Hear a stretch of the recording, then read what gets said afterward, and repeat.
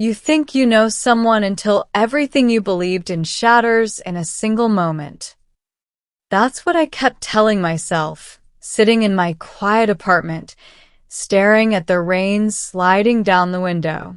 It wasn't the kind of rain that brings peace. It was the kind that mirrors a storm in your chest, the kind that makes every heartbeat a drum of anger and regret.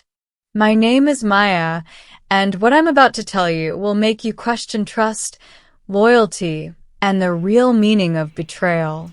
It all started 3 years ago, in a suburban town that seemed ordinary from the outside. But as anyone who's ever lived behind closed doors knows, appearances can be deceiving. I grew up in a family that valued success over love.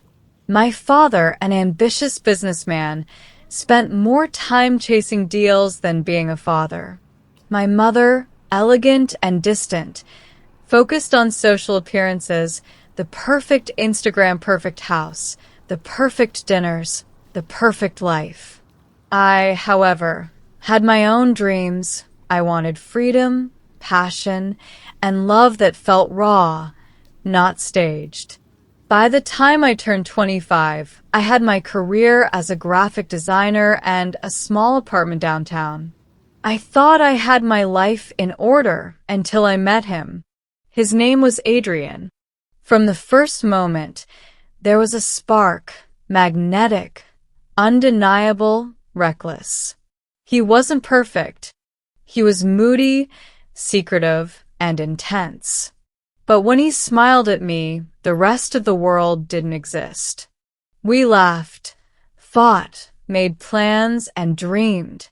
He became my universe, my anchor, my Achilles heel. Our love story, at first, was a fantasy. Late-night drives, candlelit dinners, whispers in the dark. I introduced him to my parents. My mother smiled politely, hiding the judgment in her eyes, while my father barely nodded, engrossed in his phone. But I didn't care. I was in love, and nothing else mattered. We moved in together after a year. Our apartment was small but ours. I painted the walls. He built little shelves. We had rituals, Friday movie nights, Sunday morning coffee runs, laughter echoing through the kitchen. Life, I thought, had finally caught up to me. But life has a cruel way of revealing the cracks you never saw. It started with small things. A missed call here, a late-night meeting there. I chalked it up to work stress. Until the day I found a message, just one, buried in his phone while he slept. It said, "I can't wait to see you tonight. It was amazing last time." My heart froze. I stared at the words, trying to convince myself it was nothing. A mistake. A wrong number. But deep down, I knew. The betrayal wasn't just about him. It was about trust, about my world unraveling, about realizing that the person I had put my soul into had been building another life in the shadows. That night, I didn't confront him. I didn't yell. I sat in the dark, my mind spinning, my chest tight. I felt the first surge of something that would come to define me, the cold, burning need for revenge. Little did Adrian know, I wasn't just heartbroken. I was calculating, patient, observing, waiting, because betrayal deserves to be answered in a way that leaves no room for forgiveness. I didn't sleep that night. Every sound in the apartment felt amplified, the hum of the fridge, the soft rustle of his sheets, even my own heartbeat. I watched him sleep for a long time, my mind spinning, trying to find a reason, a mistake I had made, anything that could explain the message. By morning, I knew there was no excuse. There was only betrayal. But I wanted proof, undeniable proof. Adrian left for work around 9 a.m., kissing me on the cheek like nothing had happened. His cologne filled the room. I wanted to scream. I wanted to punch him. I wanted to cry. Instead, I waited. I had his phone password memorized. Stupid, foolish trust. And I waited until he left. Then I grabbed it. My fingers trembled as I unlocked the screen, scrolling through messages, photos, and call logs. At first, I saw little things. Flirty emojis, late-night texts, subtle, misty notes. My stomach churned. Then I saw it, a photo of him with her. A woman I didn't know. Her face was obscured by a scarf, but her hands were on his chest, her lips pressed close to his cheek. He looked happy. He looked in love. My hands shook. My phone slipped. My vision blurred. How long? How many times? Why hadn't I seen this? I kept scrolling. There were messages spanning months. Names, places, secret dinners. Every lie he had ever told me now lay bare, a roadmap of deceit. Business trip, late at work, meeting with clients, all lies. I felt sick. My stomach hurt, my head pounded, and yet I couldn't stop. There was more, much more. And then I saw a message that froze me completely. Can you handle her suspicions? She's getting close. Don't slip. My heart stopped. She knows? This wasn't just a fling. This was planned, calculated. He wasn't cheating randomly. He was living a double life. And worse, he was afraid of being caught. I wanted to call him. I wanted to scream. I wanted to confront him right then. But I didn't. I needed to understand. I needed to see how deep this went. Over the next week, I followed subtle patterns. I pretended to be busy with work while observing his routine. Every night, he made late calls. Every weekend, he suddenly had work events. And every time, he disappeared for hours. Finally, the moment came. I installed a tracking app, one that showed me where he went in real time. I wanted to catch him, not just suspect him. And I did. On a rainy Friday night, I watched him leave our apartment. Instead of going to the office, he drove 20 minutes in the opposite direction. My heart thudded in my chest as I followed him. He stopped outside a small cafe on the edge of town. And there she was, the same woman from the photos.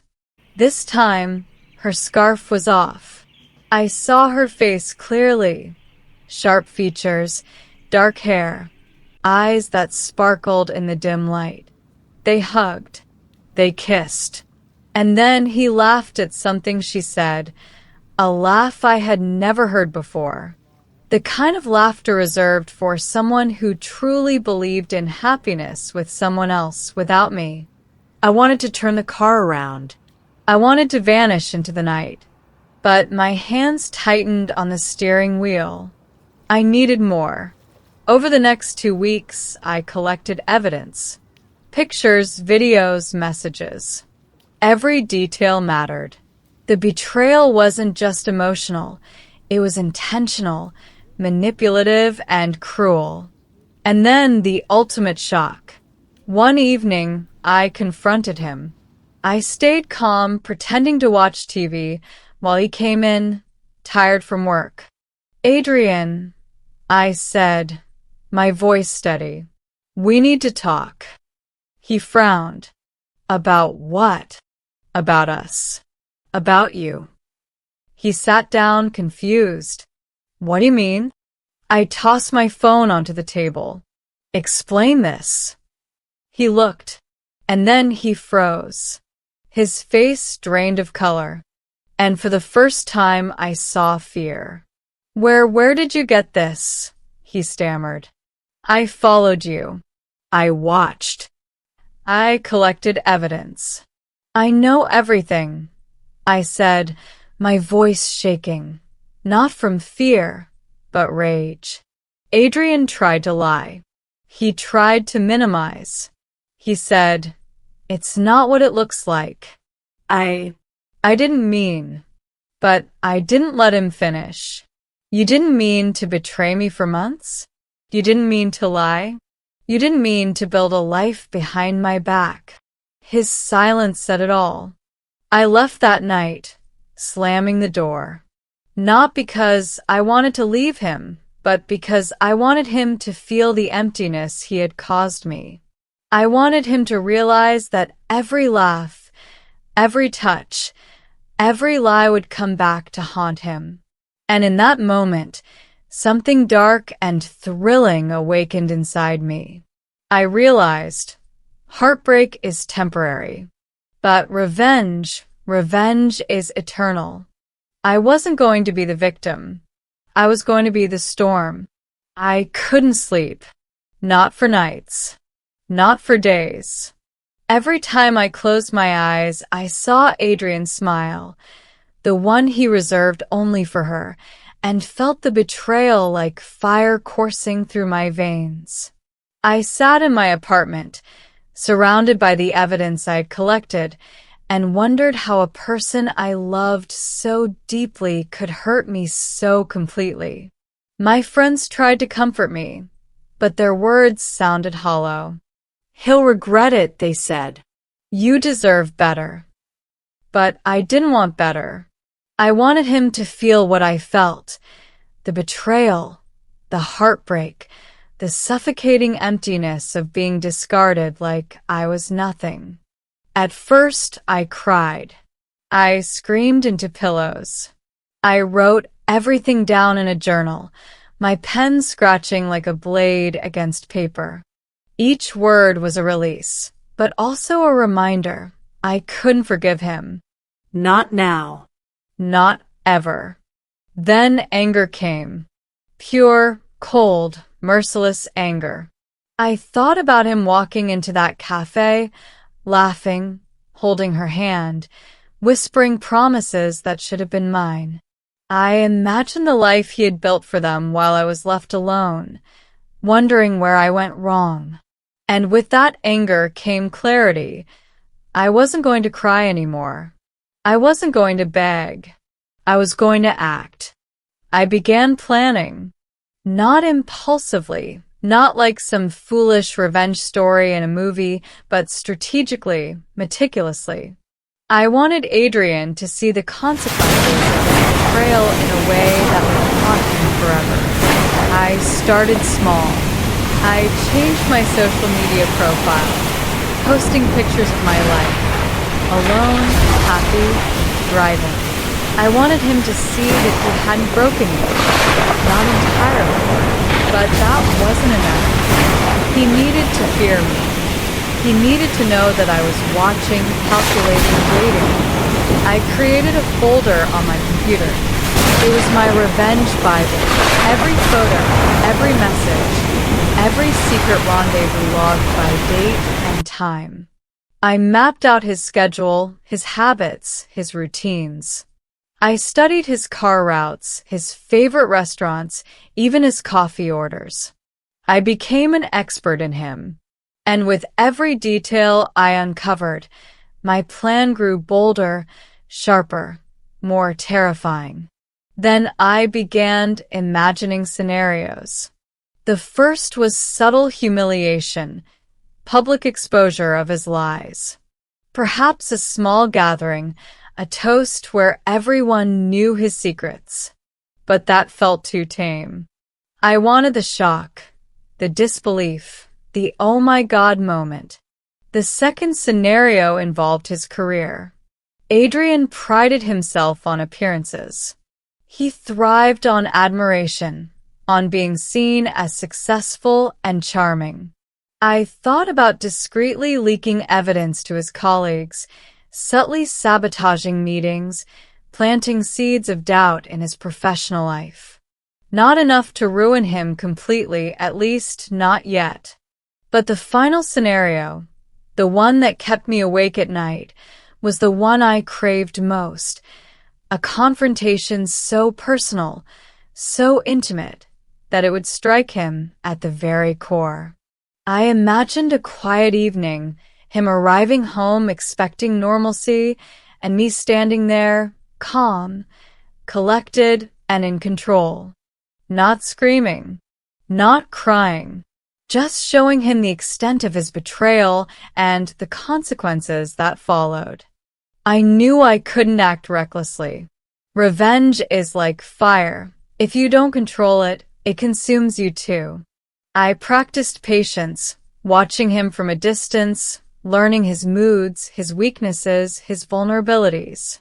I discovered that he had a soft spot for his dog, Max. I found out that his favorite restaurant kept a weekly reservation for him and her. I noted every little detail, storing it in my mind for the perfect timing. Every night, I rehearsed conversations in front of the mirror. "You thought you could betray me and escape," I whispered to my reflection. "You thought I'd break, but I'm stronger than you ever imagined. And now it's my turn." Even my friends noticed the change. "Maya, you seem different," one of them said. "Stronger." I smiled, but inside, the smile was dangerous. They didn't know. I wasn't just stronger. I was plotting. Then came the twist I hadn't expected: doubt. Sometimes late at night, I wondered if I was going too far. Was this who I wanted to become? Would revenge truly heal me, or would it destroy me as well? My journal reflected this inner battle. I want him to hurt. I want him to suffer. But what if I lose myself in the process? What if I become what I hate? I would close the journal, take a deep breath, and remind myself, pain like his deserves a mirror. If he could live with lies, I could live with vengeance. If he could smile with her while I suffered, I could plot until he could not escape the truth. That's when the plan solidified. It would unfold in stages. Stage 1. Expose the lies subtly, sow doubt and suspicion among his friends and colleagues. Stage 2. Attack the personal, using emotional triggers he would never see coming. Stage 3. Deliver the final blow, a confrontation that would leave him questioning everything, fearing that the life he knew was gone forever. I even wrote it down on paper, like a tactical mission. Each step carefully timed, each move precise. And then, after months of planning, I waited. Patience was hard. Every day he came home, I felt the pulse of anticipation. Every laugh he gave, every smile he shared with me, I analyzed. And every time I saw him with her, even in pictures online, I felt the heat of betrayal transform into cold, calculated determination. One night, as I sat on the balcony, looking down at the city lights, I whispered into the wind, "You think you broke me, Adrian. You think your lies are safe. But soon, everything you love, everything you hide, will be mine to control. And when it's over, you'll wish you had never betrayed me." The storm in my chest had turned into a plan, and the moment had come. The day I decided to act, I felt a strange calm. Months of planning had led to this moment. Every detail, every observation, every lie he had told me was now a weapon in my hands. I wasn't just angry. I was precise, calculated, unstoppable. I called it Stage 1, subtle exposure. The goal was to let him feel the first cracks, to taste the panic that comes when your world begins to unravel. It started at work. Adrian had always been meticulous about appearances. He thrived on admiration from colleagues, on being seen as confident, charming, untouchable. That image. I intended to shatter it. I sent anonymous emails to a few key people in his office. Nothing too obvious, just hints. You might want to double-check the client reports. Some details seem off. Not everything Adrian says is exactly accurate. Be careful. I watched quietly as whispers began to circulate.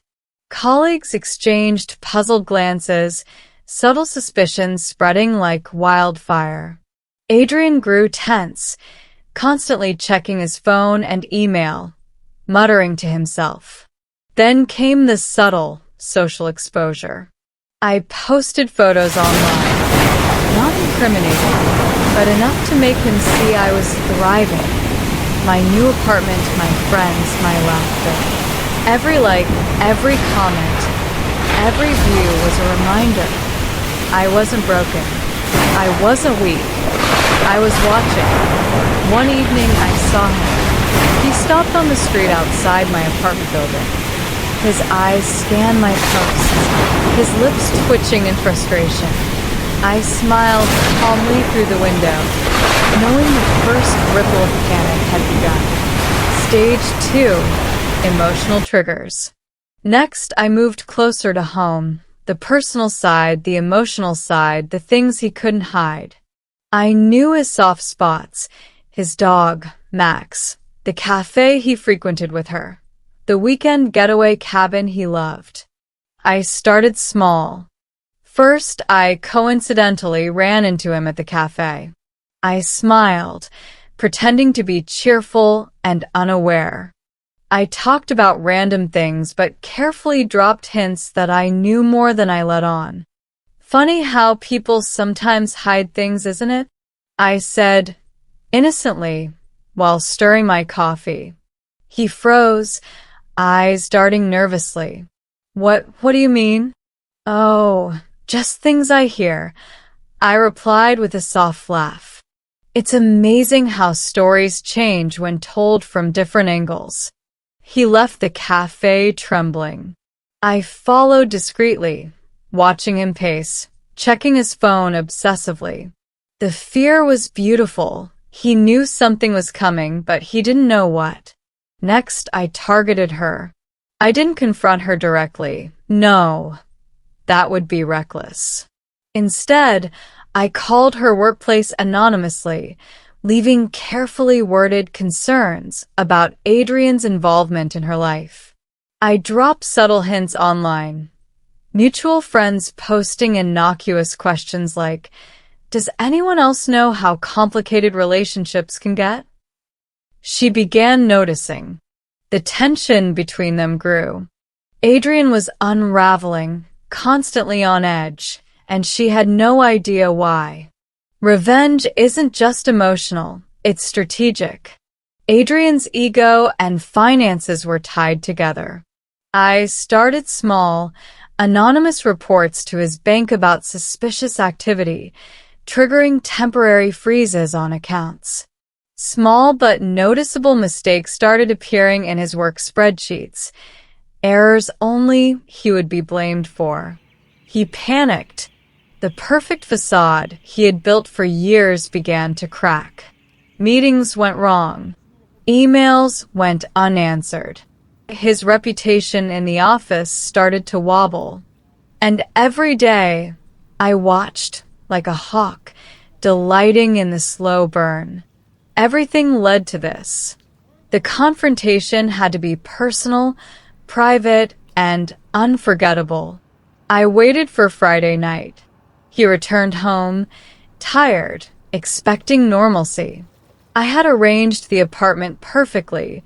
Dim lights, quiet music, evidence displayed on the coffee table. He stepped inside. His eyes widened. What is all this?" he stammered. I smiled softly, calm, collected. "Sit down, Adrian. We need to talk." I laid out the evidence. Photos, messages, bank notices, emails, everything. I didn't shout. I didn't cry. I just let him absorb it all. You thought you could hide your life from me? I said, voice steady. You thought you could betray me and continue pretending we were happy. But I knew everything.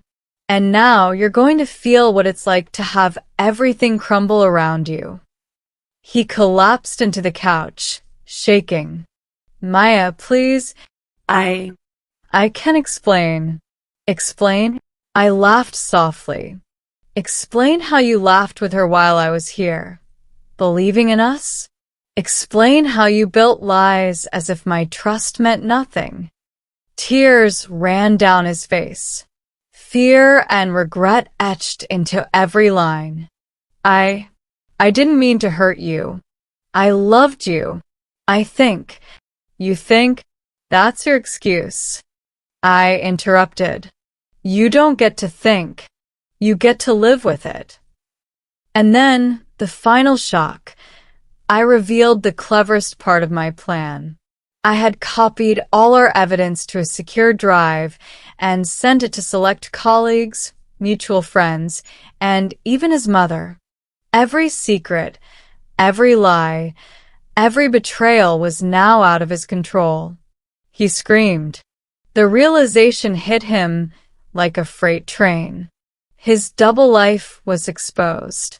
His relationships, both personal and professional, were under scrutiny. Every move he had made in secrecy now played out like a public spectacle. I didn't stop there. I wanted him to understand the depth of betrayal. I staged little accidental reminders, a text that wasn't sent, a note left in the kitchen, a photo that appeared in a digital frame he never noticed until now. Every day, he would see fragments of his lies, pieces of truth he couldn't undo. I wanted him to feel the paranoia, the insecurity, the uncertainty that I had felt for months. He couldn't sleep. He couldn't relax. He didn't know who to trust, including himself. By the end of 3 weeks, Adrian was unrecognizable. Gone was the charming, confident man I had loved, replaced by someone trembling, anxious, haunted by the life he had built on lies.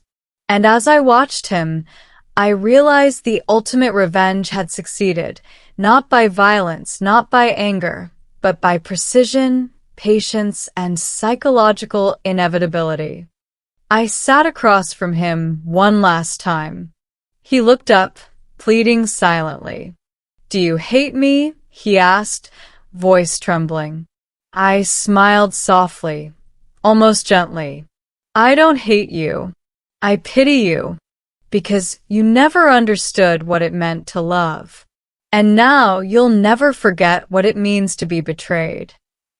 I walked away, leaving him in the ruins of his own choices, the echoes of my revenge ringing in every corner of his life. The apartment was quiet for the first time in months.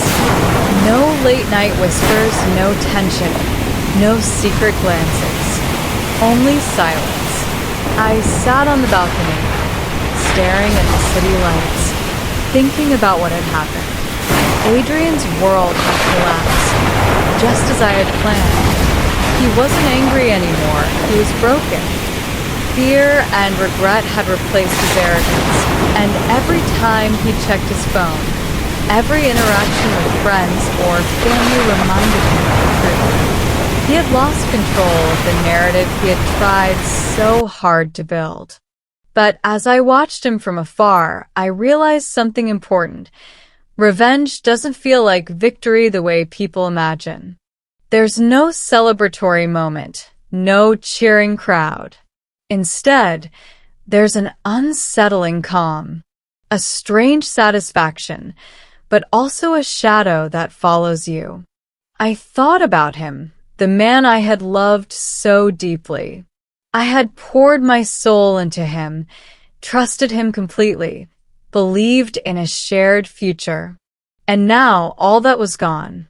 But in the emptiness, I found something else: strength. I wasn't defined by his betrayal. I wasn't a victim. I had reclaimed my power. Weeks passed.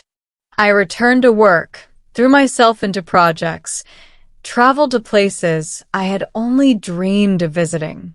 I reconnected with friends who genuinely cared, not because they liked the drama or the thrill. And slowly I began to heal. Adrian? I heard whispers. His reputation at work never fully recovered.